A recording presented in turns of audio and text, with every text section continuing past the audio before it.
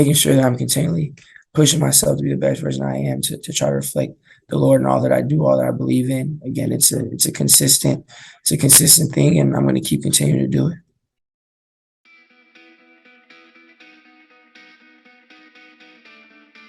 This is Sports Spectrum, bringing Jesus into the sports conversation. Here's your host, Jason Romano.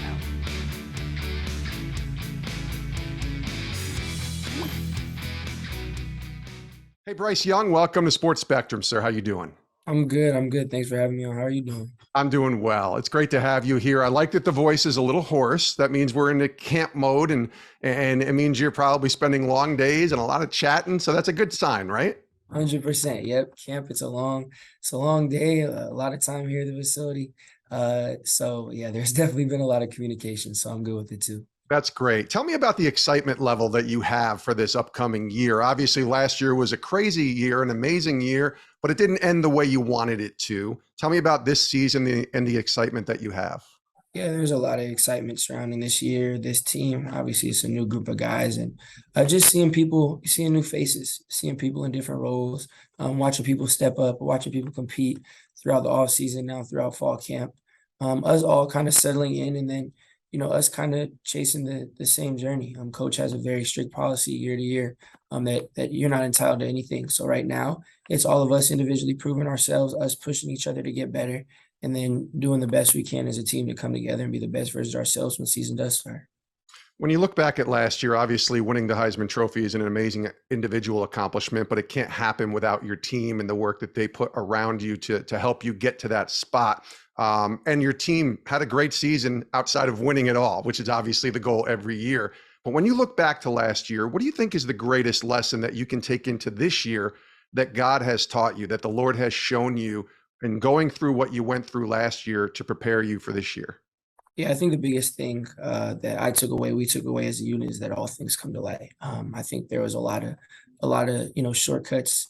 We were taking a lot of stuff that we weren't doing to our level, to our standard. A lot of little things that we should have ironed out that didn't really get ironed out. And in the big moments throughout the season, I think all those little things got exposed. I think as individually as a leader, there's a lot of things that I want to do different as a leadership group that we want to do different. As far as just living up to the standard of a team, again, last year, again, obviously it wasn't all bad, but there's a lot of stuff that we wish we could have done differently, that we could have improved.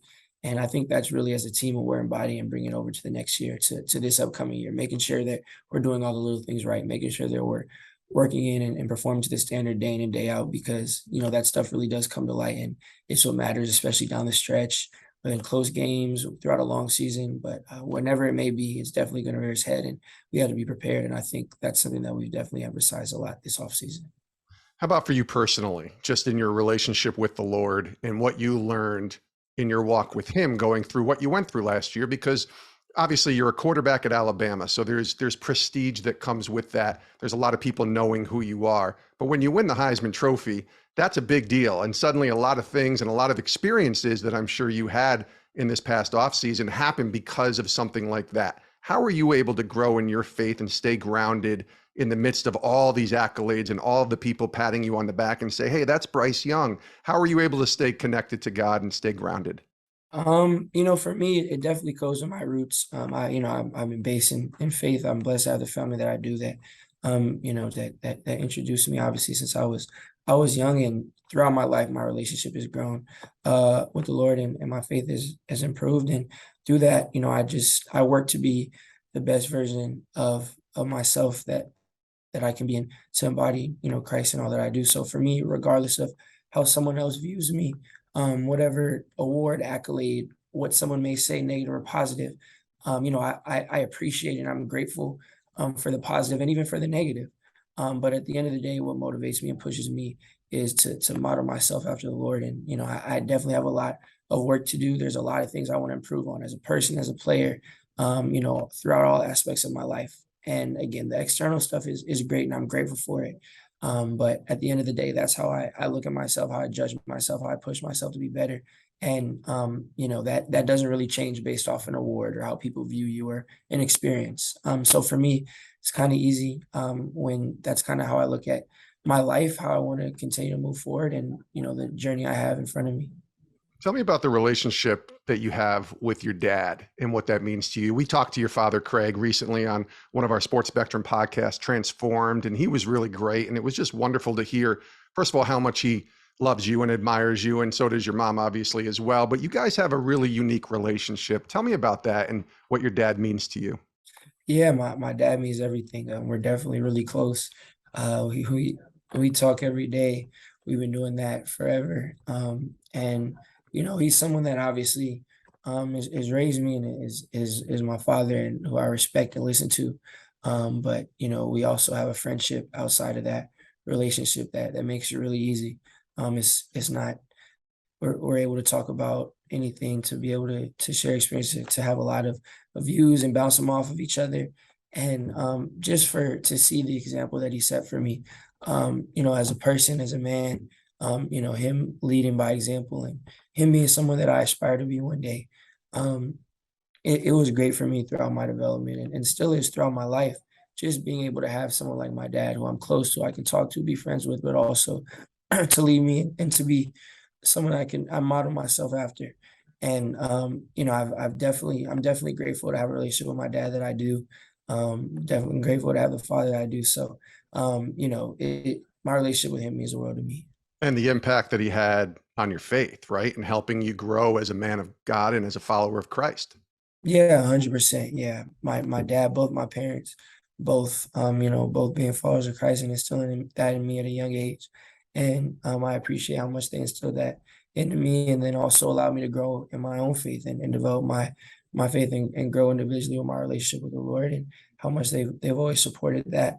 And that means a lot. Again, them leading by example, them showing me, and us not just talking about it once or twice and then going out and doing things that are opposed to what we're talking about, or living a life that's opposite of what we strive to do. But my parents lead by example, and obviously no one's perfect, but my dad, my mom, both of them, striving and being the version of themselves that they are, it pushes me and inspires me. And seeing how much they've made, how much good they've made for me, for other people, just seeing how they live their lives. Again, it really inspired me at a young age and still does now. Bryce Young is our guest here on Sports Spectrum. Last year when we talked to your father, I should say recently when we talked to your father about last year, and we asked him about that wonderful season that you went through. He talked about how you and your family would pray together a lot on Friday nights before games, even if you were just on the phone and they would pray with you and kind of fellowship. How important was that for you to have that time to connect with your family and your dad and spend that time in prayer the night before a big game? Yeah, 100%. It was huge. I would always be able to meet my parents. Obviously, the stadiums in high school football were a lot smaller and more condensed than the ones that we play in now. So I was always able to find them on the field and say a prayer. And obviously, before a big game, before any game, really, emotions are high. You're focused. There's a lot riding on it. You're trying to lock in. But for me to kind of just reassess, be grounded, and be able to come together with my parents and pray, and that to kind of ground me and put me back in the mindset that I need to be. It was definitely huge. And it obviously isn't able to look the exact same with it being right before a game and on the sideline like it was in high school. Just logistically, I still obviously, we still obviously share a lot of time. It's something we still do, just in a different time and setting. And I always know that that's something they do before games too. So just having that and having that comfort and knowing that still goes on at the same time, it means a lot to me. So take me through discipleship a little bit for you and what that looks like for you right now. Obviously, last year, coming in, having that opportunity, really seizing the opportunity and having a great year. But discipleship, I'm talking about as a man of God, more than just a football player or a quarterback here, but discipleship, especially during the season, which, like you said, there's so much demand, practices all day long, studying the playbook, working, practicing with your team and all of that.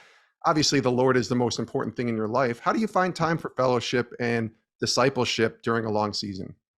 Yeah, again, I think it's just about dedicating time and also realizing that you can bring that into all aspects of your life. Mm. I think that there's it's always great to dedicate, specific time to where you can focus on discipleship and on the Lord. And I carve out time to do that. But at the same time, I feel as if it's important to bring that into all aspects of your life. Realize that God flows in everything that you're doing, everything that you're thinking, everything that goes on. So there's always a part of it of you're just carving out time and putting things aside, but also you can, for me at least, I bring my faith in all that I do. I work hard and try to do my best to represent God through football, and whether it's small things, big things, whatever it is, I understand that God's with me, and I try to make decisions. Also, it could be in sports, in school, just in day-to-day life that will reflect the Lord and what He want me to do. And again, for me, it's bringing God in everything that I do, making sure that I always keep Him in my mind, making sure that I'm always trying to reflect Him. And I'm definitely not perfect. There's a lot of things I want to work on in that and improve on in that. But pushing myself in to try to always fulfill that, always seek that out is something that I definitely pride myself in. So besides that part of it, is there Bible studies, that you have a team chaplain, somebody that can pour into you spiritually during a long season? Yeah, 100%. Scotty, our team chaplain, I'm really close with him. We do Bible study, we do stuff as well. And for me, to have Scotty around, that helps me a lot.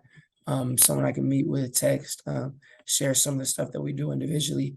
That really does mean a lot for me. And I've known him since I've been here. We've definitely developed our relationship through the Lord since I've been here. Alabama, he's been here a lot longer than me. And I'm not the only person. There's a lot of people also on the team and throughout all of athletics, as he works with athletes that also are able to utilize him, and God's able to flow through him. And I'm super grateful for him and all the stuff that we've been able to do together. So as we wind down, obviously winning a national championship is the goal on the field this year. But what about off the field for you, Bryce? What is your goal away from the field this year? What do you hope? What do you desire in terms of growing as a person and as a player, Bryce Young? Really just to be the best version of myself I can, to become a better man, a better follower of God, a better son, just to improve on myself. I feel like I take a lot of pride in playing football. Obviously means a lot to me.